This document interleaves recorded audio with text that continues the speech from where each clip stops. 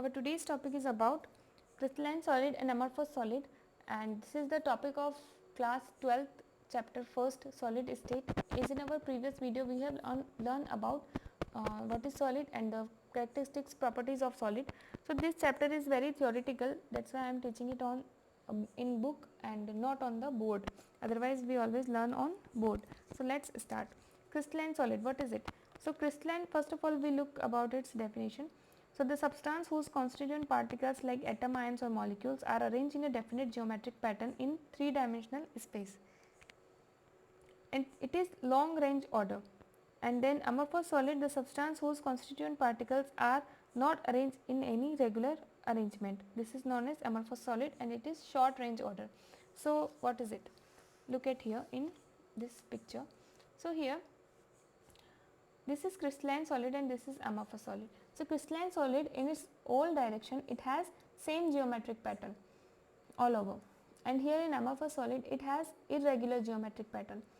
It has little bit same geometric pattern but up to very short range, that's why it is known as short range order, and it has up to very long range, it has same geometric pattern, that's why it has long range order.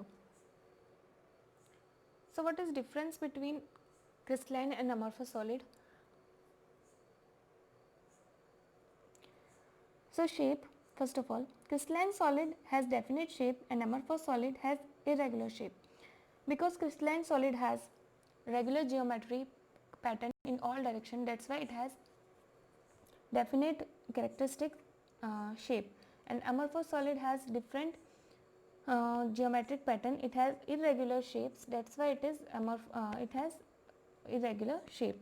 And order in arrangement of constituent particles, so I have told you that a crystalline solid is long range order because it has same geometric pattern up to the long distance, and amorphous solid is short range order because it has up to very short range it has regular pattern, otherwise up to long distance it has irregular patterns. Melting point, it has sharp melting point, and amorphous solid it doesn't have sharp melting point, it get soften over range of temperature. Then cleavage property, so when we cut the crystalline solid, it will give like this, it will give smooth ends, and if we cut the amorphous solid, it will give rough ends, irregular ends. And enthalpy of fusion, so enthalpy of fusion in crystalline solid is definite and in amorphous solid is not definite. And anisotropic, so what is isotropic and anisotropic? So anisotropic is the property in which substance has different physical property in different direction, and in isotropic property the substance has same physical property in all over the direction.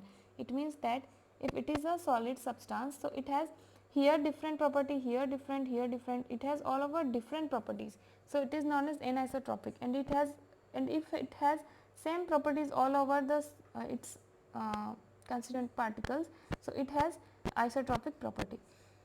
Physical property like electric conductivity, thermal conductivity, mechanical strength or refractive index, etc.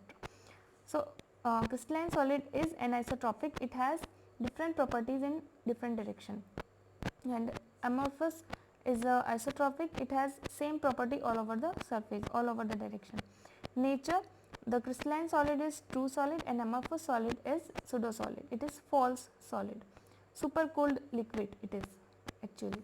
And examples of crystalline solid is copper, silver, iron, common salt, zinc sulfide, okay, and potassium nitrate, etc.